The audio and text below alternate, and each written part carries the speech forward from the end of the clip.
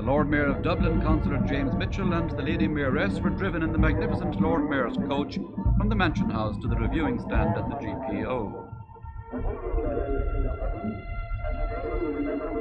There were many distinguished guests on the reviewing stand, including a number of ambassadors and their wives. Before the parade, clergymen from 4 churches jointly blessed the shamrock, and bunches were distributed to the guests. The parade itself took an hour and a half to pass the stand. It was raining for most of the time, but the steady drizzle didn't seem to dampen the enthusiasm of those taking part in the parade, or the thousands who watched along the 2-mile route from St. Stephen's Green. This year, the parade consisted of over 100 units, including 40 bands. 6 of them came from Northern Ireland and 7 from overseas.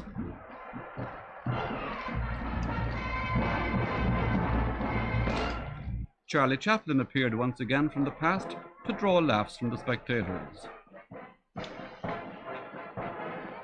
And the Garda band swung Molly Malone like she was never swung before.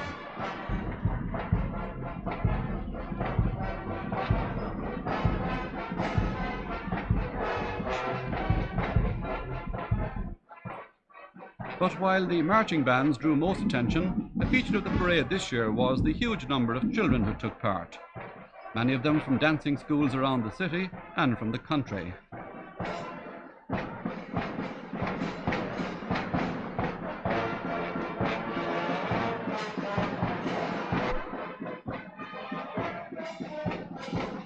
The rain cleared halfway through the parade, and everyone ended up in high good humor.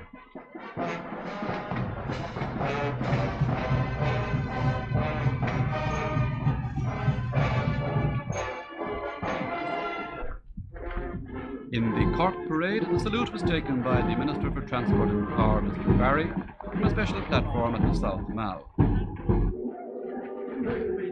With him were the Lord Mayor, Councillor Sean French, members of the Corporation, the Harbour Board, and other civic dignitaries. Torrential early morning rain gave way to sunshine and cloud for the hour-long parade, which represented the city's industrial, agricultural, and cultural scenes.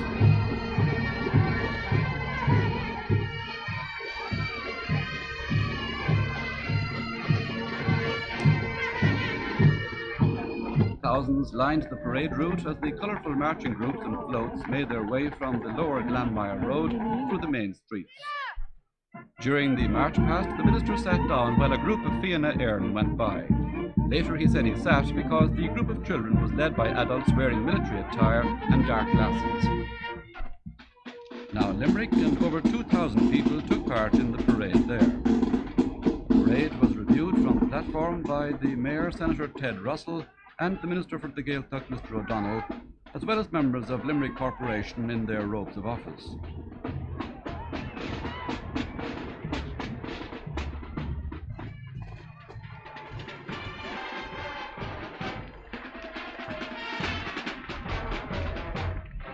Over 25,000 people lined the route of the parade, which was held during Limerick's Civic Week.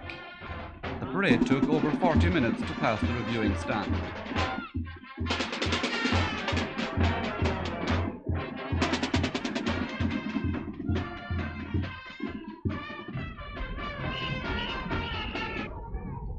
In Galway, thousands also lined the streets to see the 25 floats and many marching groups go past.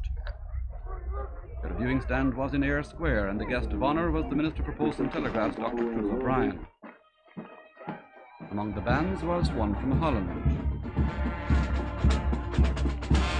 Again, the floats represented many aspects of life in the West.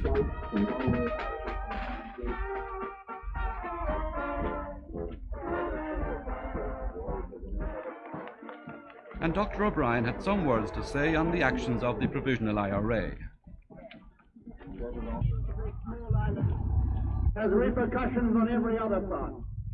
And here we have to pause and think for a moment about the implications of what is now happening in Northern Ireland.